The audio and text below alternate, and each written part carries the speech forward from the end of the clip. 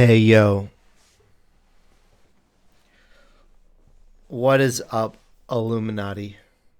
Bradley here, and we are back at it with Illuminati Weekly.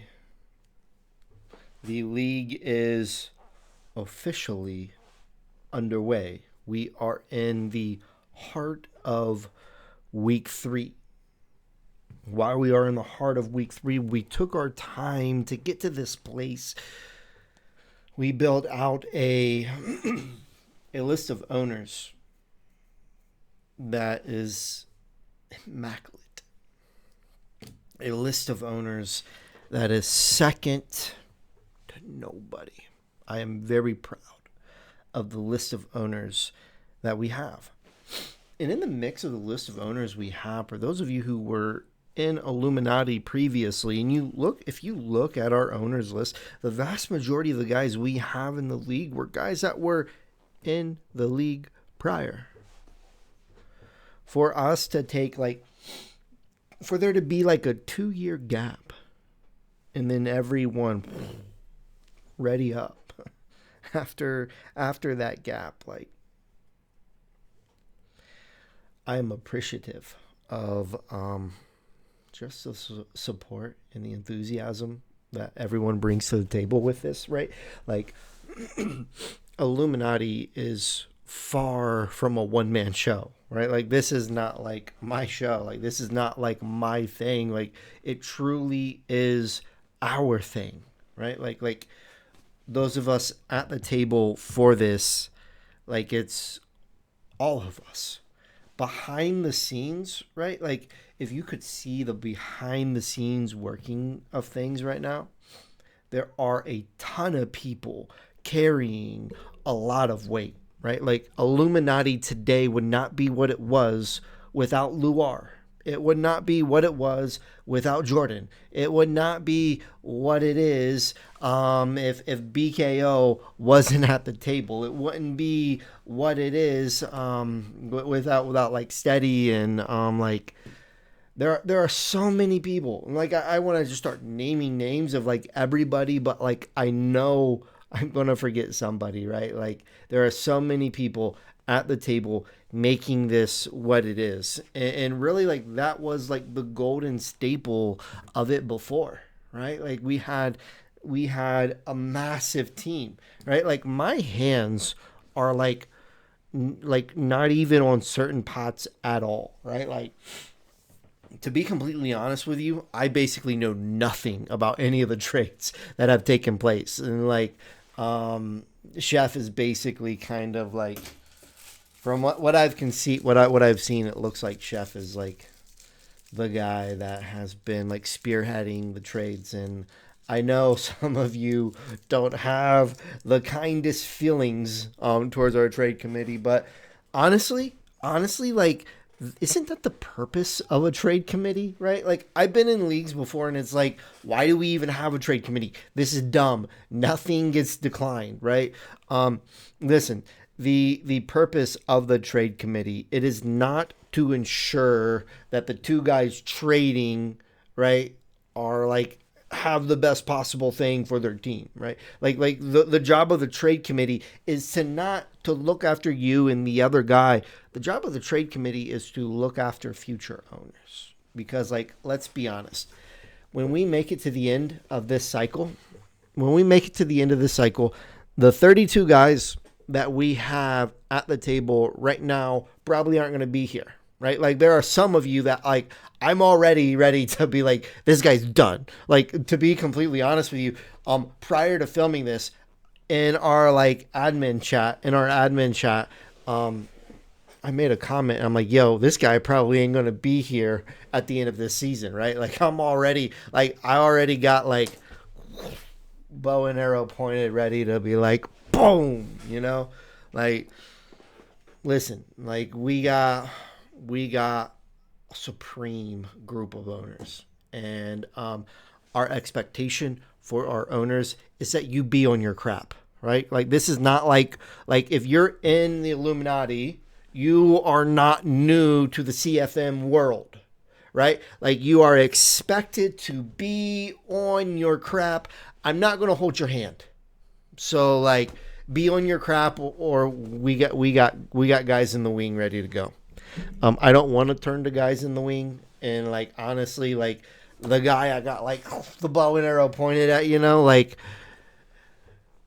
honestly, the arrow probably already should have been released, because like the expectation is you be on your crap. So like if you're not gonna be on crap, I'm gonna find somebody who is. Like we're not gonna babysit. So like it is what it is. And speaking of babysitting, there were two guys that like I had to go into their scheduling channel yesterday and be like, yo guys, I want a hard time in 1 hour, or we're advancing this. Right? Listen, when it comes to scheduling, like listen to me. This is like the most annoying thing in the world. When it comes to scheduling, like hard times. Okay, we want hard times. It's not that hard. Don't be like, oh, I'm off at this time. Maybe we can hypothetically. You want to play tonight? Like no. Like go in there and be like, yo, this time does it work for you? And like we're just gonna put it on blast. Like Jordan, I love you. I mean not Jordan. Julian, I love you. And like Denise, like what are you guys doing? Like let's look at this. I screenshotted this. So we're going to look at it. Like these guys were not like I had to babysit these guys. And like out of everybody that like I have to babysitting Julian. It's been a while. I butchered that transition between those scenes. But out of every potential owner that like you would think you would have to babysitting Julian? Like Julian, what? Like let's the shame hat. We're putting the shame hat on these guys. So this is their scheduling. Okay. So it begins. Julian, his first comment when we advance is already. The first advance was just a little over 24 hours. So like round of applause for the league. Good job, guys. So Julian says already. Yeah, we advanced. And then Denise is like, when? I'm not sure. I think Denise is saying when you want to play, So I mean that could have been better communicated, right? Like so in the ideal world, right? Let's you know what? Let's do a thing. We'll do this.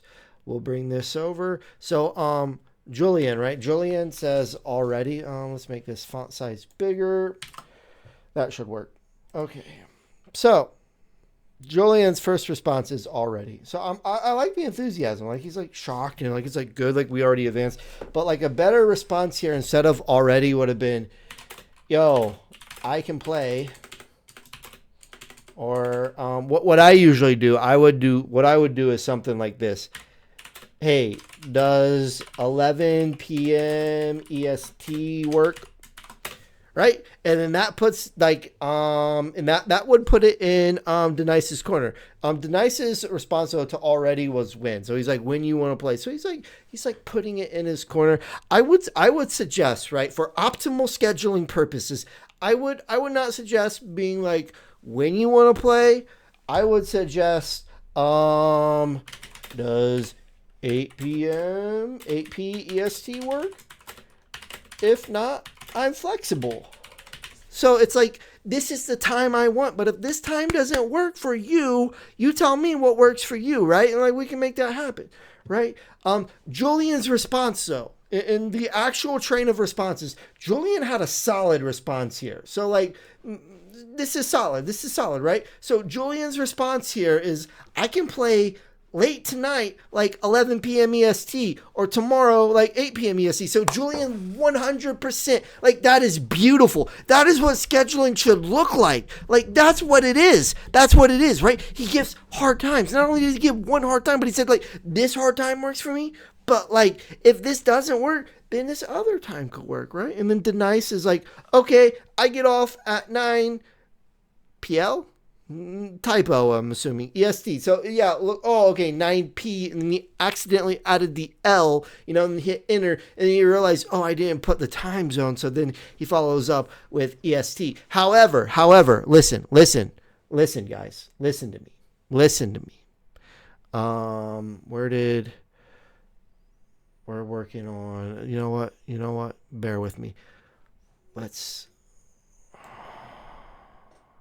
my toolboxes are all over the place.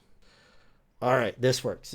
Okay, so listen, this is one person's garbage scheduling completely derails everything. And that's what Denice does here. This completely derails everything. All right. So this is awful scheduling. Awful scheduling. You know what? Let's make our brush size bigger for more dramatic. Okay. Let's make it more dramatic. That will probably work. This is awful. So what should have happened, right? Instead of this awful response of I'm just off at this time, so that leaves it open hypothetically with no hard time set, a proper response would have been I'm off at 9. So 11 p. EST, like you suggest.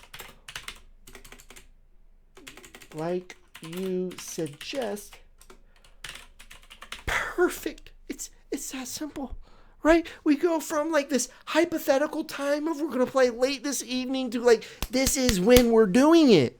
You know, like geez, like I'm over here being like we're on our crap and like we're CFM vets, but like we don't do hypothetical like we'll do at this hypothetical time like hard times, people.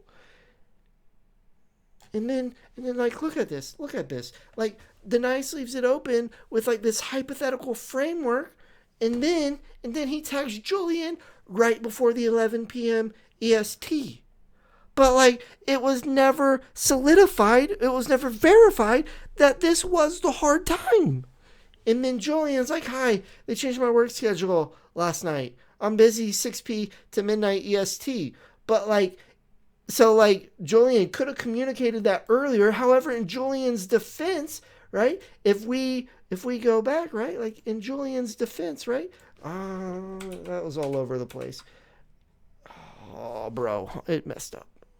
Hang on, we could probably fix it. Yeah, we can fix it.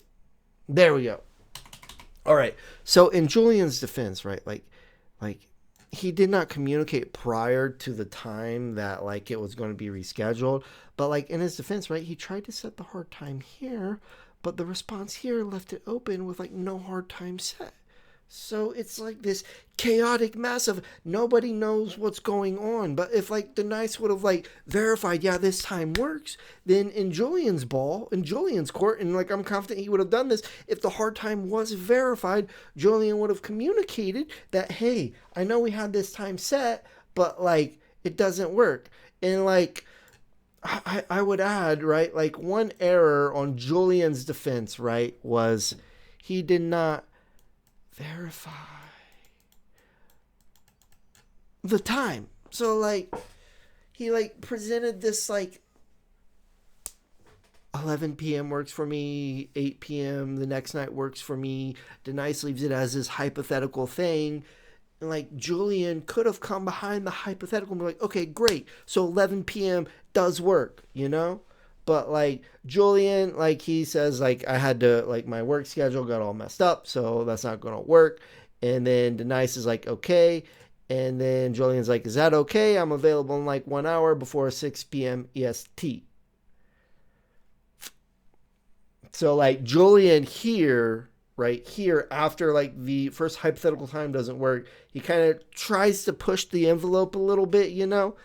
And then he's like, I'm available in 1 hour before 6 p.m. EST. And Denice is like, I'm at work.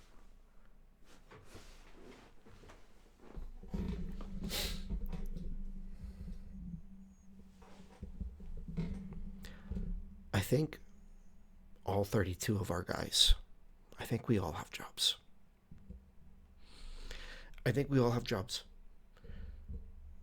Our jobs are not an excuse to not set hard times. The expectation is we set hard times. There's no hard time set. And at this time, right, this is 7:33 EST.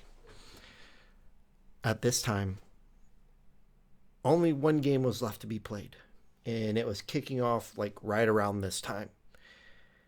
And so at this point, the league is at a complete standstill for this game that is working in hypotheticals with no set time.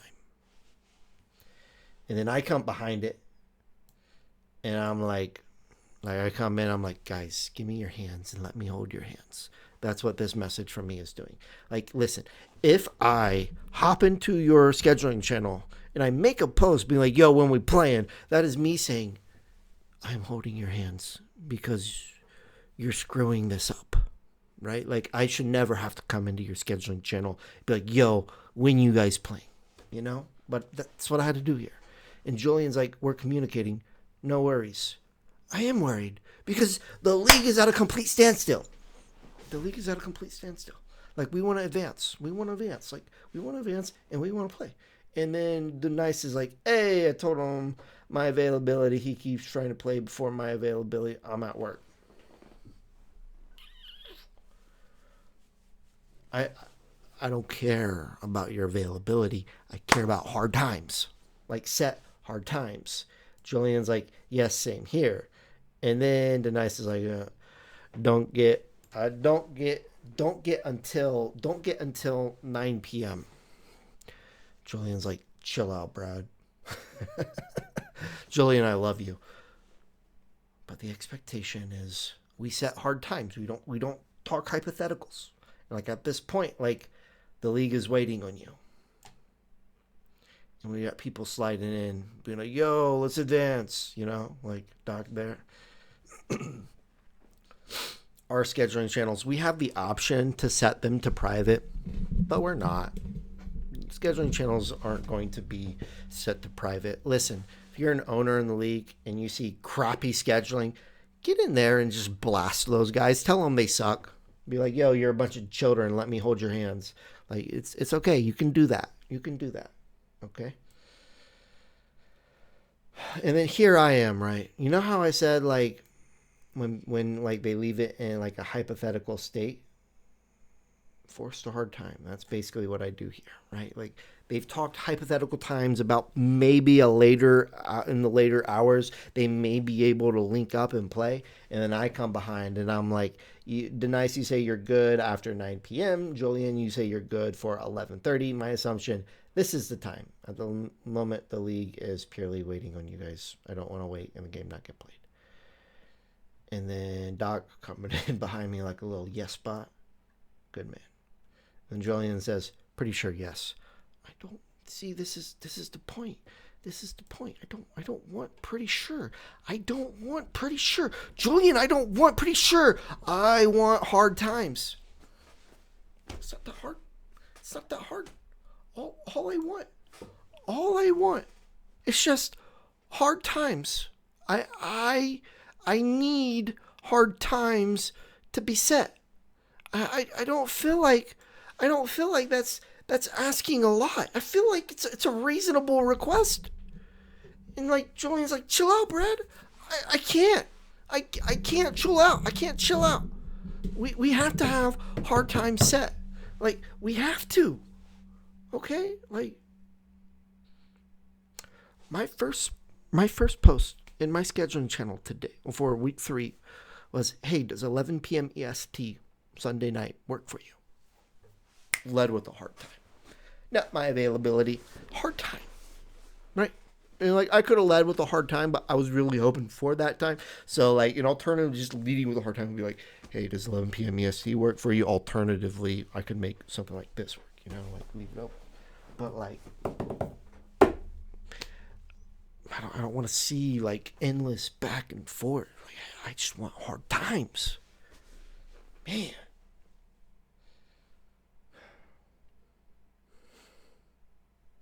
Julian, I love you. You're my favorite. Okay, you're my favorite. So don't be offended. Denice, I don't really know you. You know, like this is the first time I've ever been in a league with you. You seem cool though. I hope it works out for both of you guys. I want you guys here at the table long term. Like, it would be awesome if we finished season 1 with like all 32 of the guys that were there week 1. If we finished season 1 with all of them still at the table. I don't think I've ever been in a league that did that, right? Like, the guys you start with, the guys you finish the season with, like, there's always turnover. I don't want turnover. It'd be awesome. We just retained everybody. The owners we have, like, I don't think there's any reason we should lose any of you. Like, I think everyone who's at the table should still be at the table when we leave or when we're done with the season. Then if we like finish the season with everybody at the table, then we can begin to like dream about finishing the entire cycle with everybody at the table. That would be dope.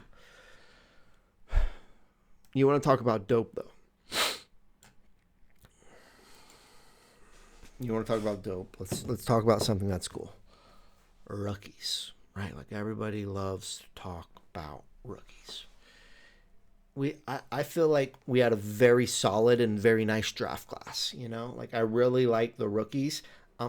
There seems to be like most people weren't too impressed with the draft class.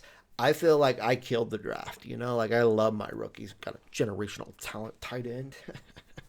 And like across the board, like I think like the computer drafted like I let the computer draft rounds like 5, 6, and 7 for me, and like they drafted a in the 5th round drafted me like a superstar wide receiver. Like yeah man, it's 87 speed though, so it's not like awesome, you know, but like it's still awesome, superstar wide receiver.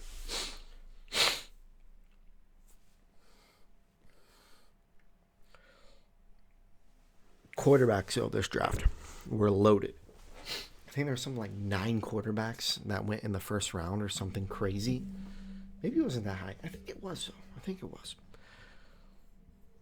There were some very nice quarterbacks that went in round 1, and I had high expectations going into the season for them.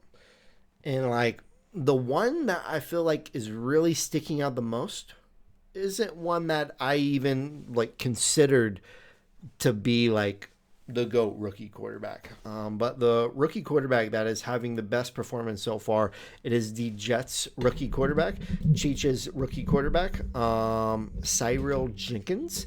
The guy is, I think, like almost 78% completion percentage, right?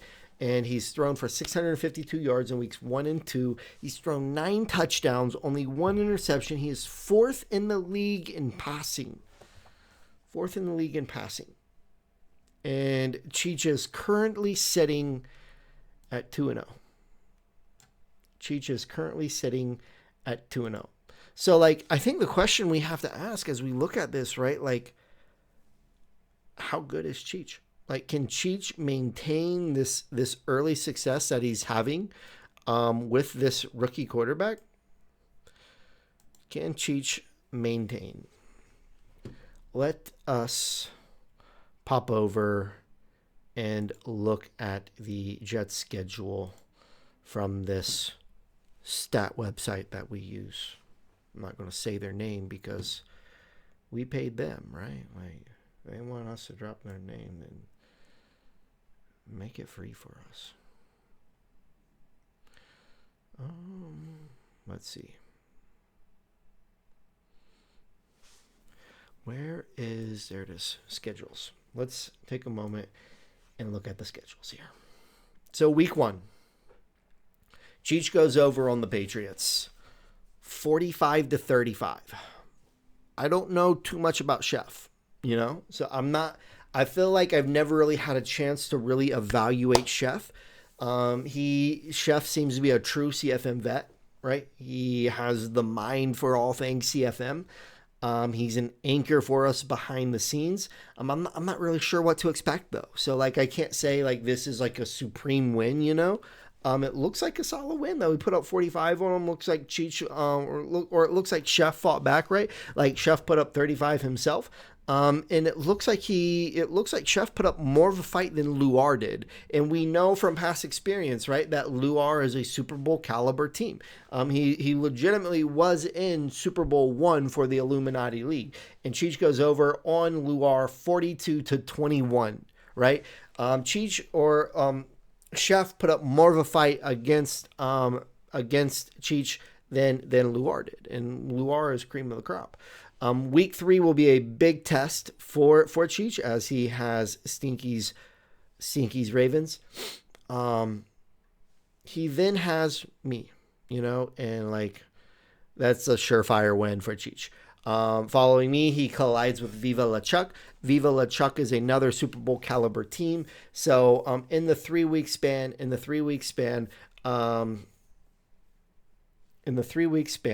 of the games that Cheech has coming, he has what I consider to be 2 Super Bowl caliber teams lined up for him. How good is Cheech? Like this early success he has seen with this 2-0 start under this rookie quarterback who's killing it, 4th in the league in passing, 9 touchdowns, 1 interceptions, almost 78% completions. Can he maintain? I don't know. But what I do know is these next 3 weeks, 2 out of the 3 games, he is colliding with some of the very best owners we have in the league, right? If Cheech makes it through week 5 and he is still undefeated, Cheech might be the early favorite to go all the way and win it all. Like we could be like I've always seen Cheech as like a respectable owner, right? But in the first run of Illuminati, like I never seen him as like the upper echelon. In these first 2 weeks, like Cheech is saying, "Hey, I am here and I am playing at this upper echelon level." It's only week 2 though, so like anything can happen. So there's still a lot to be told. I think very early on though, like Cheech has the opportunity to make a huge statement. Speaking of people that are making a huge statement early on. Look what Jumper's doing with Saquon. Like, this is ridiculous. He's leading the league in rushing. No surprise, right? But 397 yards. The closest second place runner is the Jets. And pause, right? Like, the Jets. Who? Cheech. So Cheech has the 4th leading passer and a rookie quarterback and the 2nd leading rusher in the league. Jumper is known as this ridiculous runner, right? But he has a reputation of being incredibly one-sided. We're not seeing that in Cheech's early dominance. Cheech is dominating in the passing. He's dominating in the run. Like, what are you going to focus on? What are you going to stop? Doesn't matter. Whatever you focus on, it looks like he responds and just attacks the other way. Let's pop over and look at Jumper's stuff. So Jumper is the reigning, defending, a legitimate Illuminati Super Bowl champion, and he's also the illegitimate champion too because he won that Super Bowl, the Illuminati Bowl 3, which shenanigans ensued. So he's got 2 belts. He is sitting here at 2-0. Saquon is on pace to break 3,000, right? How good is Jumper? Like, is it a fluke? Like, I feel like the narrative that most paint is Jumper is a fluke. At what point do we accept Jumper is the elite? Could the Illuminati Bowl 4, could it be Jumper and his Eagles versus Cheech and his Jets? Could that be the potential Super Bowl 4 matchup? An unexpected matchup. I remember being on calls with Steady before we launched, and Steady's all like, bruh, the AFC is weak.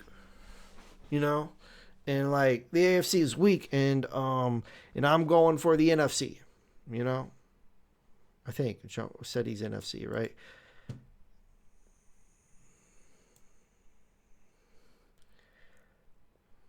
Yeah, said he's NFC. said he basically like claimed he's going all the way for the NFC. But like, how can like you claim with full confidence you're going to do it when like Jumper's over here and like nobody's knocked him off his horse? And on the AFC, right? Like the view on the AFC is it's the inferior side of the league, and very thin. But in the conversations of the guys who were playing at the highest level in the AFC, like I don't feel like we once mentioned the name Cheech.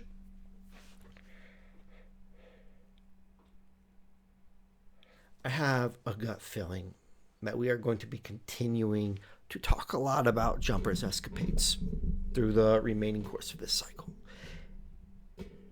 And I have a gut feeling that this is not the last time we are going to be talking about Cheech and his rookie quarterback, Cyril Jenkins. Until next week, peace.